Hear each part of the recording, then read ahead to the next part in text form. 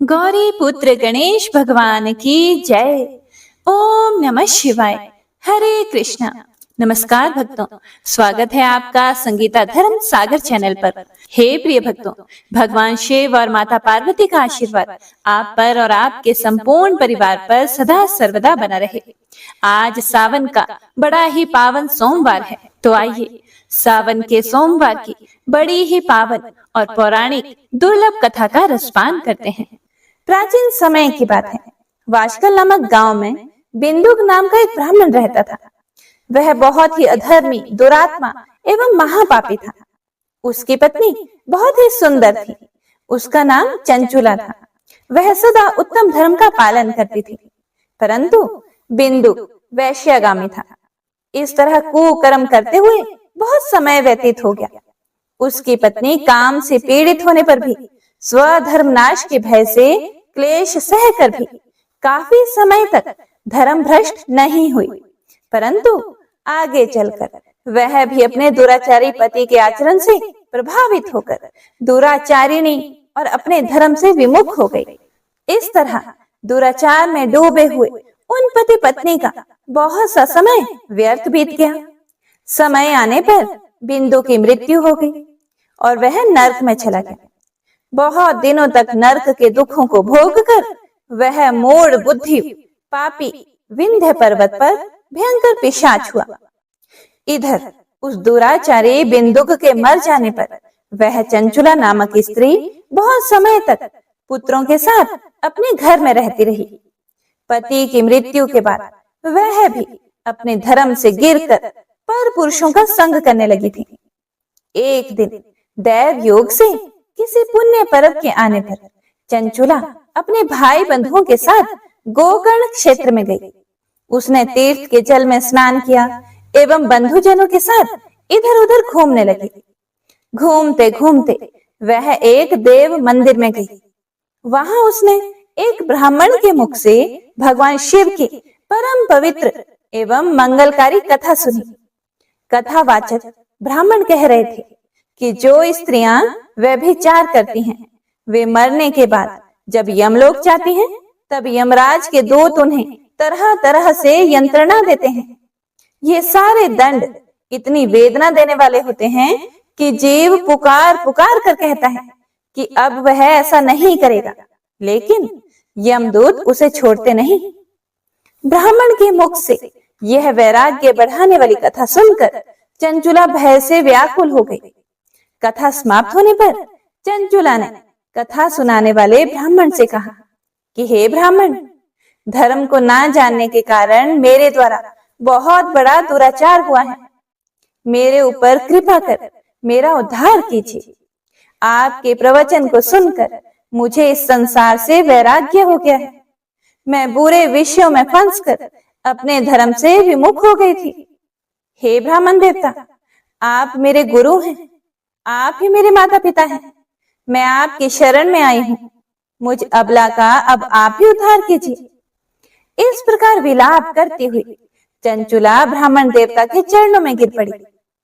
तब ब्राह्मण ने उसे कृपा पूर्वक उठाया और कहा, हे नारी, तुम सौभाग्यशाली हो जो भगवान शंकर की कृपा से तुमने वैराग्यपूर्ण शिव की कथा सुनकर समय से अपनी गलती का एहसास कर लिया है। तुम डरो मत और भगवान शिव की शरण में जाओ। उनकी परम कृपा से तुम्हारे सभी पाप नष्ट हो जाएंगे। मैं तुम्हें भगवान शिव की कथा सहित वह मार्ग बताऊंगा जिसके द्वारा तुम्हें सुख देने वाली उत्तम गति प्राप्त होगी। शिव कथा सुनने से तुम्हारी बुद्धि शुद्ध हो गई है और तुम्हें पश्चाताप हुआ है तथा मन में वैराग्य उत्पन्न हुआ है। पश्चाताप ही पाप करने वाले पापियों के लिए सबसे बड़ा प्रायश्चित है। पश्चाताप ही पापों का शोधक है। इससे ही पापों की शुद्धि होती है। शिव की कथा सुनने से चित्त की शुद्धि एवं मन निर्मल हो जाता है। शुद्ध चित्त में ही भगवान शिव व पार्वती का वास होता है और वह शुद्ध आत्मा पुरुष सदा शिव के पद को प्राप्त होता है। इस कथा का श्रवण सभी मनुष्यों के लिए कल्याणकारी है, इसीलिए इसकी आराधना व सेवा करनी चाहिए। यह कथा भव बंधन रूपी रोग का नाश करने वाली है। भगवान शिव की कथा सुनकर हृदय में उसका मनन करना चाहिए। इससे चित्त की शुद्धि होती है। चित्त शुद्धि होने से ज्ञान और वैराग्य के साथ महेश्वर की भक्ति निश्चय ही प्रकट होती है तथा उनके अनुग्रह से दिव्य मुक्ति प्राप्त होती है। हे ब्राह्मण पत्नी, तुम अन्य विषयों से अपने मन को हटाकर भगवान शंकर की इस परम पावन कथा को सुनो। इससे तुम्हारे चित्त की शुद्धि होगी और तुम्हें मोक्ष की प्राप्ति होगी। जो भी मनुष्य निर्मल हृदय से भगवान शिव के चरणों का चिंतन करता है, उसकी एक ही जन्म में मुक्ति हो जाती है। उस गोकर्ण नामक महाक्षेत्र में उन ब्राह्मण देवता के मुख से चंचुला शिव की भक्ति, ज्ञान और वैराग्य बढ़ाने वाली और मुक्ति देने वाली परम उत्तम कथा सुनकर कृतार्थ हो गई। उसका चित्त शुद्ध हो गया। वह अपने हृदय में शिव के सगुण रूप का चिंतन करने लगी। वह सदैव शिव के सच्चिदानंदमय स्वरूप का स्मरण करती थी। उसके बाद अपना समय पूर्ण होने पर चंचुला ने बिना किसी कष्ट के अपना शरीर त्याग दिया और वह शिव धाम को प्राप्त हुई। उसके सारे पाप धुल गए। गौरी उमा ने उसे प्रेम पूर्वक अपनी सखी बना लिया। चंचुला सुख पूर्वक भगवान शिव के धाम में उमा देवी की सखी के रूप में निवास करने लगी। एक दिन चंचुला आनंद में मगन उमा देवी के पास गई और दोनों हाथ जोड़कर उनकी स्तुति करने लगी। तब शंकर प्रिया भक्त वत्सला उमा देवी ने बड़े प्रेम से कहा कि हे सखी चंचुला, मैं तुम्हारी स्तुति से बहुत प्रसन्न हूँ। बोलो, क्या वर मांगती हो? चंचुला बोली, हे गिरिराज नंदिनी, मेरे पति बिंदुक इस समय कहाँ है? कृपया मुझे बताइए और कुछ उपाय कीजिए ताकि हम फिर से मिल सकें। गिरिजा बोली, बेटी, तुम्हारा पति बिंदुक बड़ा पापी था। वह विंध्य पर्वत पर पिशाच की योनि में रह रहा है। यह बात सुनकर चंचुला अत्यंत दुखी हृदय से बोली, हे महादेवी, मुझ पर कृपा कीजिए और मेरे पति का उद्धार कीजिए। गौरी देवी ने कहा, यदि तुम्हारा पति बिंदुक शिव की पुण्यमयी उत्तम कथा सुने तो वह इस दुर्गति को पार करके उत्तम गति का भागी हो सकता है। गौरी देवी का यह वचन सुनकर चंचुला ने दोनों हाथ जोड़कर प्रार्थना की कि मेरे पति को शिव कथा सुनाने की व्यवस्था कीजिए। फिर शिव प्रिया गौरी देवी ने भगवान शिव की महिमा का गान करने वाले गंधर्वराज तुम्बोरो को बुलाकर कहा, तुम्बोरो, तुम मेरी इस सखी के साथ विंध्य पर जाओ। वहां एक महाघोर और भयंकर पिशाच रहता है। वह अपने पापों का फल भोग रहा है। तुम उसके सामने परम पुण्यमय पापों का नाश करने वाली शिव की दिव्य कथा का प्रवचन करो। माँ उमा का आदेश पाकर गंधर्वराज तुम्बुरो प्रसन्नता पूर्वक अपने भाग्य की सराहना करते हुए चंचुला को साथ लेकर विमान से पिशाच के निवास स्थान विंध्य पर्वत पर गया और परम उत्तम शिव की अमृत कथा का गान शुरू किया। परम पुण्यमय शिव कथा को सुनकर पिशाच सभी पापों से मुक्त हो गया और उसने पिशाच शरीर का त्याग कर दिया और दिव्य देहधारी होकर बिंदुक अपनी पत्नी चंचुला के साथ स्वयं भी भगवान शिव का गुणगान करने लगा। उसका मन परम आनंद से परिपूर्ण हो गया। बिंदुक अपनी पत्नी चंचुला के साथ विमान में बैठकर शिवपुरी की ओर चल दिया और शीघ्र ही शिव धाम पहुंच गया। भगवान शिव व देवी पार्वती ने उसे अपना पार्षद बना लिया। दोनों पति पत्नी सुख पूर्वक भगवान महेश्वर एवं देवी गौरी के श्री चरणों में अविचल निवास पाकर धन्य हो गए। तो प्रेम से बोले शिव शिवा की जय। एक अन्य कथा के अनुसार एक बार की बात है, किसी नगर में एक बहुत ही धनी व्यापारी रहता था। दूर दूर के नगरों तक उसका व्यापार बहुत फैला हुआ था। नगर के सभी लोग उस व्यापारी का बहुत सम्मान करते थे। उसके पास सब कुछ था। इतना सब कुछ संपन्न होने के बाद भी वह व्यापारी बहुत दुखी रहता था। उसके दुखी रहने का कारण उसका कोई पुत्र नहीं था। जिसकी वजह से उसे हर समय यह चिंता सताती रहती थी कि मेरी मृत्यु के बाद मेरे व्यापार को कौन संभालेगा, मेरी मृत्यु के बाद मेरा उत्तराधिकारी कौन होगा। यही चिंता उसे हर समय सताती रहती थी। पुत्र प्राप्ति की इच्छा से व्यापारी प्रत्येक सोमवार भगवान शिव का व्रत किया करता था, पूजा किया करता था और शाम के समय शिव मंदिर में जाकर शिव जी के सामने घी का दीपक जलाया करता था। उसकी भक्ति देखकर माँ पार्वती बहुत प्रसन्न हो गई और भगवान शिव से उस व्यापारी के मनोकामना पूर्ण करने का निवेदन करने लगी। फिर भगवान शिव माता पार्वती से बोले, इस संसार में सबको उसके कर्म के अनुसार फल की प्राप्ति होती है। जो प्राणी जैसा कर्म करते हैं उन्हें वैसा ही फल प्राप्त होता है। शिव जी द्वारा समझाने के बावजूद भी माँ पार्वती नहीं मानी। उस व्यापारी के मनोकामना पूर्ति हेतु वे शिव जी से बार बार अनुरोध करती रही। अंत में माता के आग्रह को देखकर भगवान भोलेनाथ को उस व्यापारी को पुत्र प्राप्ति का वरदान देना पड़ा। वरदान देने के पश्चात भोलेनाथ माँ पार्वती से बोले, आपके आग्रह पर मतलब आपके अनुरोध करने पर मैंने पुत्र प्राप्ति का वरदान तो दे दिया, परंतु इसका यह पुत्र 12 वर्ष से अधिक समय तक जीवित नहीं रहेगा। उसी रात भगवान शिव उस व्यापारी के स्वप्न में आए और उसे पुत्र प्राप्ति का वरदान दिया और उसके पुत्र के 12 वर्ष तक जीवित रहने की बात भी बता दी। भगवान के वरदान से व्यापारी को खुशी तो हुई, लेकिन पुत्र की अल्पायु की चिंता ने उस खुशी को नष्ट कर दिया। व्यापारी पहले की तरह सोमवार के दिन भगवान शिव का विधिवत व्रत करता रहा। कुछ महीनों के बाद उसके घर एक अति सुंदर बालक ने जन्म लिया और घर में खुशियां ही खुशियां भर गई। बहुत धूमधाम से पुत्र जन्म का समारोह मनाया गया, परंतु व्यापारी को पुत्र जन्म की अधिक खुशी नहीं हुई, क्योंकि उसे पुत्र की अल्प आयु के रहस्य का पता था। जब पुत्र थोड़ा बड़ा हुआ तो व्यापारी ने उसे उसके मामा के साथ पढ़ने के लिए वाराणसी भेज दिया और कहा कि रास्ते में यज्ञ, पूजा, पाठ और भंडारे करते हुए जाना और जब इसकी पढ़ाई पूरी हो जाए तब वापस आना। लड़का अपने मामा के साथ शिक्षा प्राप्ति हेतु चल दिया। रास्ते में जहां भी मामा भांजे विश्राम हेतु रुकते, वहीं यज्ञ करते और ब्राह्मणों को भोज कराते। लंबी यात्रा के बाद मामा भांजे एक नगर में पहुंचे। शाम हो गई थी तो उन्होंने सोचा यही सराय में रुकते हैं, फिर सुबह चलेंगे। जिस सराय में वे रुके थे उस सराय के बगल के शामियाने में एक बारात ठहरी हुई थी। उस दिन नगर के राजा की कन्या का विवाह था, जिस कारण पूरे नगर को सजाया गया था। निश्चित समय पर बारात आ गई, लेकिन वर का पिता अपने बेटे के एक आंख से काने होने के कारण बहुत चिंतित था। उसे भय था कि इस बात का पता चलने पर कहीं राजा विवाह से इनकार न कर दे, इससे उसकी बदनामी भी होगी। जब वर के पिता ने व्यापारी के पुत्र को देखा तो उसके दिमाग में एक विचार आया। उसने सोचा, क्यों ना इस लड़के को दूल्हा बनाकर राजकुमारी से विवाह करा दूं।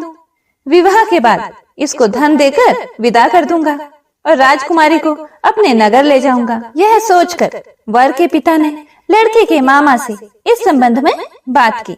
मामा ने धन मिलने के लालच में वर के पिता की बात स्वीकार कर ली और लड़के को दूल्हे के वस्त्र पहनाकर राजकुमारी से उसका विवाह करवा दिया। राजा ने बहुत सारा धन देकर राजकुमारी को विदा कर दिया। शादी के बाद लड़का जब राजकुमारी के साथ उसके घर वापस आ रहा था तो वह सच नहीं छिपा सका और उसने राजकुमारी की ओढ़नी पर लिख दिया, राजकुमारी, तुम्हारा विवाह मेरे साथ हुआ है, किंतु जो तुम्हारा पति है वो कोई और है। वह एक आंख से काना है, मतलब एक आंख से अंधा है। मैं तो वाराणसी पढ़ने के लिए जा रहा हूँ। यह सारी बात उसने उसके पल्लू में लिख दी। जब राजकुमारी ने अपनी ओढ़नी पर लिखा हुआ पढ़ा तो उसने उस अंधे काने लड़के के साथ जाने से इनकार कर दिया। राजा को जब ये सब बातें पता लगी तो उसने राजकुमारी को महल में ही रख लिया। उधर लड़का अपने मामा के साथ वाराणसी पहुंच गया और गुरुकुल में पढ़ना शुरू कर दिया। जब उसकी आयु 12 वर्ष की हुई तो उसने यज्ञ किया। यज्ञ की समाप्ति पर ब्राह्मणों को भोजन करवाया और खूब अन्न वस्त्र दान किए। रात को उसकी तबीयत थोड़ी खराब हो गई तो मामा ने उसे आराम करने को बोला, तो वह अपने शयन कक्ष में सो गया। शिव के वरदान के अनुसार शयनावस्था में ही उसके प्राण पखेरु उड़ गए, अर्थात उसकी सोई हुई अवस्था में ही मृत्यु हो गई। सूर्य उदय पर मामा मरे हुए भांजे को देखकर रोने पीटने लगा। आसपास के लोग भी इकट्ठे होकर दुख प्रकट करने लगे। सभी शोक व्यक्त करने लगे। लड़के के मामा के रोने विलाप करने के स्वर समीप से गुजरते हुए भगवान शिव और माता पार्वती जी ने भी सुन लिए। माता पार्वती ने भगवान से कहा, प्राणनाथ, मुझे इसके रोने के स्वर सहन नहीं हो रहे हैं, कृपा करके कुछ कीजिए। आप इस व्यक्ति के कष्ट को अवश्य दूर कर सकते हैं। भगवान शिव ने माता पार्वती के साथ अदृश्य रूप में समीप जाकर देखा तो भोलेनाथ माता पार्वती से बोले, यह तो उसी व्यापारी का पुत्र है जिसे मैंने 12 वर्ष की आयु का वरदान दिया था। इसकी आयु पूरी हो गई है। लेकिन मातृभाव से विभोर माता पार्वती ने कहा कि हे महादेव, आप इस बालक को और आयु देने की कृपा करें, अन्यथा इसके वियोग में इसके माता पिता भी तड़प तड़प कर मर जाएंगे। माता पार्वती के आग्रह पर भगवान शिव ने उस लड़के को जीवित होने का वरदान दिया। शिव जी की कृपा से वह लड़का जीवित हो गया। शिक्षा समाप्त करके लड़का मामा के साथ अपने नगर की ओर चल दिया। दोनों चलते हुए फिर से उसी नगर में पहुंचे जहां उसका विवाह हुआ था। उस नगर में भी उन्होंने यज्ञ का आयोजन किया। वहां से गुजरते हुए राजा ने यज्ञ का आयोजन देखा और राजा ने तुरंत ही लड़के और उसके मामा को पहचान लिया। यज्ञ के समाप्त होने पर राजा मामा और उस लड़के को महल में ले गया और उनकी खूब खातिरदारी की। फिर मामा ने राजा को सारी बात बताई कि किस तरह से उस दिन शादी हुई थी। फिर राजा ने कहा कि विधि का विधान कौन टाल सकता है, अब आपका भांजा ही मेरा दामाद है। राजा कुछ दिन उन्हें महल में रखकर फिर बहुत सा धन वस्त्र आदि देकर राजकुमारी के साथ विदा कर देते हैं। इधर भूखे प्यासे रहकर व्यापारी और उसकी पत्नी बेटे की प्रतीक्षा कर रहे थे। उन्होंने प्रतिज्ञा कर रखी थी कि यदि उन्हें अपने बेटे की मृत्यु का समाचार मिला तो दोनों अपने प्राण त्याग देंगे। परंतु जैसे ही उनके बेटे के जीवित वापस लौटने का समाचार मिला तो वह प्रसन्न हो गए। वह अपनी पत्नी और मित्रों के साथ नगर के द्वार पर पहुंचे। अपने बेटे के विवाह का समाचार सुनकर पुत्रवधू राजकुमारी को देखकर उसकी खुशी का ठिकाना न रहा। उसी रात भगवान शिव ने व्यापारी के स्वप्न में आकर कहा, हे श्रेष्ठी, मैंने तेरे सोमवार के व्रत करने और व्रत कथा सुनने से प्रसन्न होकर तेरे पुत्र को लंबी आयु प्रदान की है। पुत्र की लंबी आयु जानकर व्यापारी बहुत प्रसन्न हुआ। शिव भक्त होने तथा सोमवार का व्रत करने से व्यापारी की सभी मनोकामनाएं पूर्ण हुई। इसी प्रकार जो भक्त सोमवार का विधिवत व्रत करते हैं और व्रत कथा सुनते हैं, उनकी सभी इच्छाएं पूरी होती हैं। हे भोलेनाथ, हे शिव शंकर, हे माता पार्वती, कथा सुनने वाले, कथा को सुनाने वाले और हुंकारा भरने वाले सभी की मनोकामनाएं पूरी करना। कथा अधूरी हो तो पूरी करना, पूरी हो तो मान करना। तो आइए भक्तों, सुनते हैं सबका मंगल करने वाली 16 सोमवार व्रत की बड़ी ही पावन कथा को। प्राचीन समय की बात है। मृत्यु लोक में भ्रमण करने की इच्छा करके एक समय श्री भूतनाथ महादेव जी माता पार्वती के साथ मृत्यु लोक में पधारे। वहां वे भ्रमण करते करते विदर्भ देशांतर्गत अमरावती नाम की अति रमणीक नगरी में पहुंचे। अमरावती नगरी अमरापुरी के सदृश सब प्रकार के सुखों से परिपूर्ण थी। उसमें वहां के महाराजा द्वारा बनाया हुआ अति रमणीक शिव जी का मंदिर था। उसमें भगवान शंकर भगवती पार्वती के साथ उस मंदिर में निवास करने लगे। हे प्रिय भक्तगणों, एक समय माता पार्वती ने प्राणपति को प्रसन्न देखकर मनोविनोद करने की इच्छा से बोली, हे महाराज, आज तो हम दोनों चौसर खेलेंगे। शिव जी ने प्राण प्रिया की बात को मान लिया और चौसर खेलने लगे। उसी समय इस स्थान पर मंदिर का पुजारी ब्राह्मण मंदिर में पूजा करने को आया। माता पार्वती ने ब्राह्मण से प्रश्न किया कि पुजारी जी बताओ कि इस बाजी में दोनों में से किसकी जीत होगी। ब्राह्मण ने बिना सोचे विचारे ही शीघ्रता से बोल दिया कि महादेव जी की ही जीत होगी। थोड़ी ही देर में बाजी समाप्त हो गई और पार्वती जी की विजय हुई। अब तो पार्वती जी ब्राह्मण को झूठ बोलने के अपराध के कारण श्राप देने को तत्पर हुई। तब महादेव जी ने पार्वती जी को बहुत समझाया, परंतु उन्होंने ब्राह्मण को कोढ़ी होने का श्राप दे दिया। कुछ समय के बाद पार्वती जी के श्रापवश पुजारी के शरीर में कोढ़ पैदा हो गया। इस प्रकार पुजारी अनेक प्रकार से दुखी रहने लगा। इस तरह के कष्ट भोगते हुए पुजारी को जब बहुत दिन हो गए तो एक दिन देवलोक की अप्सराएं शिव जी की पूजा करने उसी मंदिर में पधारी और पुजारी के कष्ट को देखकर बड़े दया भाव से उससे रोगी होने का कारण पूछने लगे। तब पुजारी ने निसंकोच सब बातें उनसे कह दी। फिर वे अप्सराएं बोली कि हे पुजारी जी, अब आप अधिक दुखी मत होना। भगवान शिव जी आपके कष्ट को दूर कर देंगे। अब आप सब व्रतों में श्रेष्ठ 16 सोमवार का व्रत भक्ति भाव से करो। तब पुजारी अप्सराओं से हाथ जोड़कर विनम्र भाव से 16 सोमवार व्रत की विधि पूछने लगे। अप्सराएं बोली कि जिस दिन सोमवार हो उस दिन भक्ति के साथ व्रत करें, स्वच्छ वस्त्र पहने, संध्या व उपासना के बाद आधा सेर गेहूं का आटा लें, उसके 3 अंग बना लें और घी, गुड़, दीप, नैवेद्य, पुंगी फल, बेलपत्र, जनेऊ जोड़ा, चंदन, अक्षत, पुष्प आदि के द्वारा प्रदोष काल में भगवान शंकर का विधि से पूजन करें। उसके बाद 3 अंगों में से एक शिव जी को अर्पण करें, बाकी 2 को शिव जी का प्रसाद समझकर उपस्थित जनों में बांट दें और अपने आप भी प्रसाद पावें। इस विधि से 16 सोमवार व्रत करें। तत्पश्चात 17वें सोमवार के दिन पाव सेर पवित्र गेहूं के आटे की बाटी बनावें, उसमें घी और गुड़ मिलाकर चूरमा बनावें और शिव जी का भोग लगाकर उपस्थित भक्तों में बांटें और अपने सपरिवार भी प्रसाद ले लें। तो भगवान शिव जी की कृपा से उसके मनोरथ पूर्ण हो जाते हैं। हे प्रिय भक्तजनों, ऐसा कहकर अप्सराएं स्वर्ग को चली गईं। ब्राह्मण ने यथा विधि 16 सोमवार व्रत किया तथा भगवान शिव जी की कृपा से रोग मुक्त होकर आनंद से रहने लगा।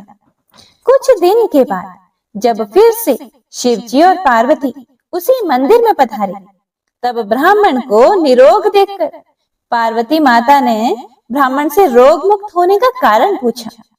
तो ब्राह्मण ने 16 सोमवार व्रत कथा कह सुनाई।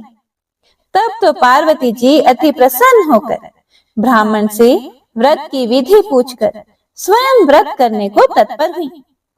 व्रत करने के बाद उनकी मनोकामना पूर्ण हुई तथा उनके रूठे पुत्र स्वामी कार्तिकेय स्वयं माता के आज्ञाकारी हुए। कार्तिकेय जी को अपने विचार परिवर्तन का रहस्य जानने की इच्छा हुई और माता से बोले, हे माता जी, आपने ऐसा कौन सा उपाय किया जिससे मेरा मन आपकी ओर आकर्षित हुआ। तब पार्वती जी ने वही 16 सोमवार व्रत कथा सुनाई। स्वामी कार्तिकेय जी बोले कि इस व्रत को मैं भी करूंगा, क्योंकि मेरा प्रिय मित्र ब्राह्मण दुखी दिल से परदेश गया है, हमें उससे मिलने की बहुत इच्छा है। कार्तिकेय जी ने भी इस व्रत को किया और उनका प्रिय मित्र मिल गया। मित्र ने इस आकस्मिक मिलन का भेद कार्तिकेय जी से पूछा तो वे बोले, हे मित्र, हमने तुम्हारे मिलने की इच्छा करके 16 सोमवार के व्रत किए थे। अब तो ब्राह्मण मित्र को भी अपने विवाह की बड़ी इच्छा हुई। उसने कार्तिकेय जी से व्रत की विधि पूछी और यथा विधि व्रत किया। व्रत के प्रभाव से जब वह किसी कार्यवश विदेश गया तो वहां के राजा की लड़की का स्वयंवर था। राजा ने प्रण किया था कि जिस राजकुमार के गले में सब प्रकार श्रृंगारित हथिनी माला डालेगी, मैं उसी के साथ प्यारी पुत्री का विवाह कर दूंगा। शिव जी की कृपा से ब्राह्मण भी स्वयंवर देखने की इच्छा से राजसभा में एक ओर जाकर बैठ गया। नियत समय पर हथिनी आई और उसने जयमाला उस ब्राह्मण के गले में डाल दी। राजा की प्रतिज्ञा के अनुसार बड़ी धूमधाम से कन्या का विवाह उस ब्राह्मण के साथ कर दिया और ब्राह्मण को बहुत सा धन और सम्मान देकर संतुष्ट किया। ब्राह्मण सुंदर राजकन्या पाकर सुख से जीवन व्यतीत करने लगा। एक दिन राजकन्या ने अपने पति से प्रश्न किया कि हे प्राणनाथ, आपने ऐसा कौन सा भारी पुण्य किया जिसके प्रभाव से हथिनी ने सब राजकुमारों को छोड़कर आपको वरण किया।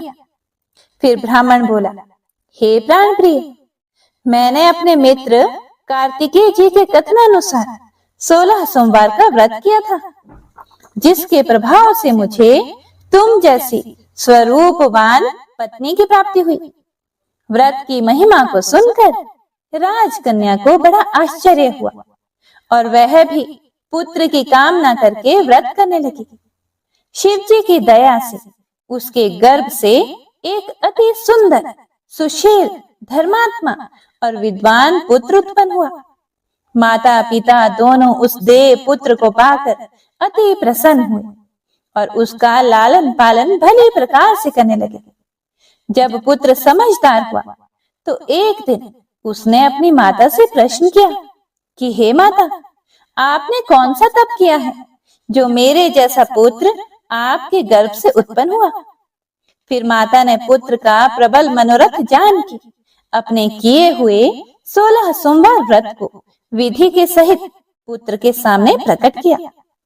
पुत्र ने ऐसे सरल व्रत को सब तरह से मनोरथ पूर्ण करने वाला सुना तो वह भी इस व्रत को राज्याधिकार पाने की इच्छा से हर सोमवार को यथा विधि व्रत करने लगा।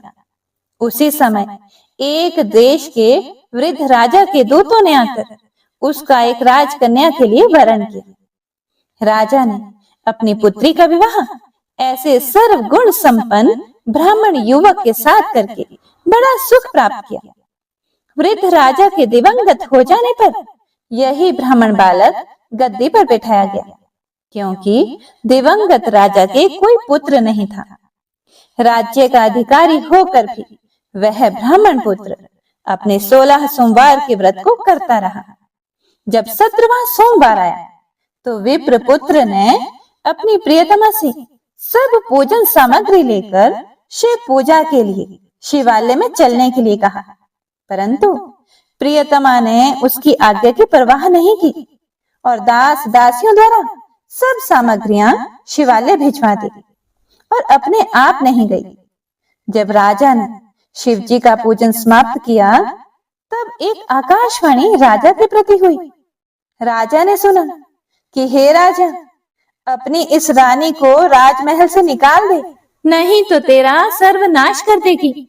आकाशवाणी को सुनकर राजा के आश्चर्य का ठिकाना नहीं रहा और तत्काल ही मंत्रणा गृह में आकर अपने सभासदों को बुलाकर पूछने लगा कि हे मंत्रियों, मुझे आज शिव जी की आकाशवाणी हुई है कि राजा तू अपनी इस रानी को निकाल दे, नहीं तो ये तेरा सर्वनाश कर देगी। मंत्री आदि सब बड़े विस्मय और दुख में डूब गए, क्योंकि जिस कन्या के साथ राज्य मिला है राजा उसी को निकालने का जाल रचता है, यह कैसे हो सकेगा। हे भक्तों, राजा ने अपनी पत्नी को उस नगर से राज्य से निकाल दिया। रानी दुखी हृदय से भाग्य को कोसती हुई नगर से बाहर चली गई। बिना पद त्राण, फटे वस्त्र पहने भूख से दुखी धीरे धीरे चलकर एक नगर में पहुंची। वहां एक बुढ़िया सूत काट कर बेचने को जाती थी। रानी की करुण दशा देखकर बोली, चल तू मेरा सूत बिकवा दे, मैं वृद्ध हूँ, भाव नहीं जानती हूँ। ऐसी बात बुढ़िया की सुनकर रानी ने बुढ़िया के सर से सूत की गठड़ी उतार कर अपने सर पर रख ली। हे भक्तगणों, थोड़ी ही देर बाद आंधी आई और बुढ़िया का सूत पोटली के सहित उड़ गया। बेचारी बुढ़िया पछताती रह गई और रानी को अपने साथ से दूर रहने को कह दिया। अब रानी एक तेली के घर गई तो तेली के सब मटके शिव जी के प्रकोप के कारण चटक गए। ऐसी दशा देखकर तेली ने रानी को अपने घर से निकाल दिया। इस प्रकार रानी अत्यंत दुख पाती हुई नदी के तट पर गई तो नदी का समस्त जल सूख गया। तत्पश्चात रानी एक वन में गई। वहां जाकर नदी में सीढ़ी से उतरकर पानी पीने को गई। उसके हाथ से जैसे ही जल स्पर्श हुआ, वैसे ही नदी का नील कमल के समान जल असंख्य कीड़ों में गंदा हो गया। रानी ने भाग्य पर दोषारोपण करते हुए उस जल को पी लिया। उसके बाद पेड़ की शीतल छाया में विश्राम करने लगी। वह रानी जिस पेड़ के नीचे जाती, उस पेड़ के पत्ते तत्काल ही गिरते। वन, सरोवर, जल की ऐसी दशा देखकर गौ चराते ग्वालों ने अपने गोसाई जी से, जो उस जंगल में स्थित मंदिर में पुजारी थे, ये बात कही। गोसाई जी के आदेशानुसार ग्वाले रानी को पकड़कर गोसाई के पास ले गए। रानी के मुख कांति और शरीर शोभा देखकर गोसाई जी समझ गए कि यह अवश्य ही कोई विधि की गति की मारी कोई कुलीन अबला है। ऐसा सोचकर पुजारी जी ने रानी के प्रति कहा कि हे पुत्री, मैं तुमको पुत्री के समान रखूंगा, तुम मेरे आश्रम में ही रहो, मैं तुमको किसी प्रकार का कष्ट नहीं होने दूंगा। गोसाई के ऐसे वचन सुनकर रानी को धीरज हुआ और आश्रम में रहने लगी। परंतु आश्रम में रानी जो भोजन बनाती, उसमें कीड़े पड़ जाते, जल भर के लाती, उसमें कीड़े पड़ जाते। अब तो गोसाई जी भी दुखी हुए और रानी से बोले कि हे बेटी, तेरे पर कौन से देवता का कोप है जिससे तेरी ऐसी दशा है। पुजारी की बात सुनकर रानी ने शिव जी की पूजा करने ना जाने की कथा सुनाई तो पुजारी ने शिव जी महाराज की अनेक प्रकार से स्तुति करते हुए रानी के प्रति बोले कि हे पुत्री, तुम सब मनोरथों के पूर्ण करने वाले 16 सोमवार व्रत को करो, उसके प्रभाव से अपने कष्ट से मुक्त हो सकोगी। गोसाई की बात सुनकर रानी ने 16 सोमवार व्रत को विधिवत संपन्न किया और 17वें सोमवार को विधि विधान से पूजन किया। पूजन के प्रभाव से राजा के हृदय में विचार उत्पन्न हुआ कि रानी को गए बहुत समय व्यतीत हो गया है, ना जाने कहां कहां भटकती होंगी, उन्हें ढूंढना चाहिए। यह सोचकर रानी को तलाश करने के लिए चारों दिशाओं में दूत भेजे गए। वे दूत तलाश करते हुए पुजारी जी के आश्रम में रानी को पाकर पुजारी से रानी को मांगने लगे, परंतु पुजारी ने उनसे मना कर दिया तो दूत चुपचाप लौट गए और आकर महाराज के सम्मुख रानी का पता बतलाने लगे। रानी का पता पाकर राजा स्वयं पुजारी के आश्रम में गए और पुजारी से प्रार्थना करने लगे कि हे महाराज, जो देवी आपके आश्रम में रहती हैं, वह मेरी पत्नी है। शिव जी के कोप से मैंने इनको त्याग दिया था, अब इस पर से शिव का प्रकोप शांत हो गया है, इसीलिए मैं इन्हें लेने आया हूं।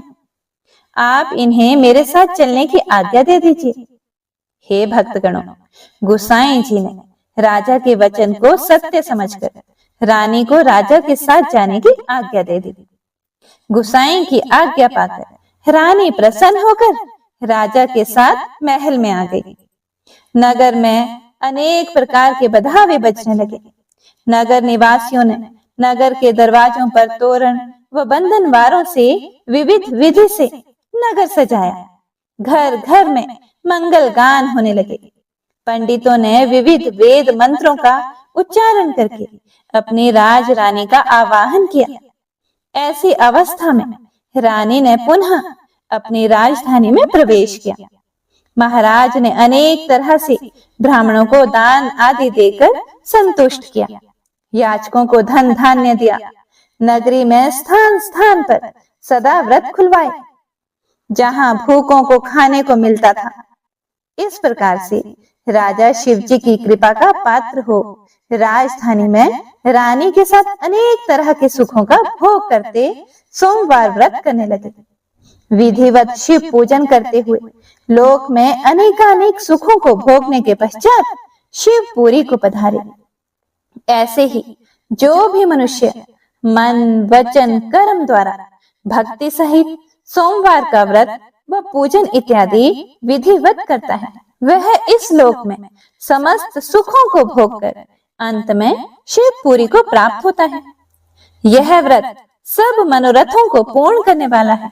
हे भोलेनाथ, कथा को सुनने वाले, सुनाने वाले और हुंकारा भरने वाले सभी पर अपनी कृपा दृष्टि बनाए रखना, सभी के मनोरथ पूर्ण करना। तो प्रेम से बोले शिव जी भगवान की जय, पार्वती माता की जय।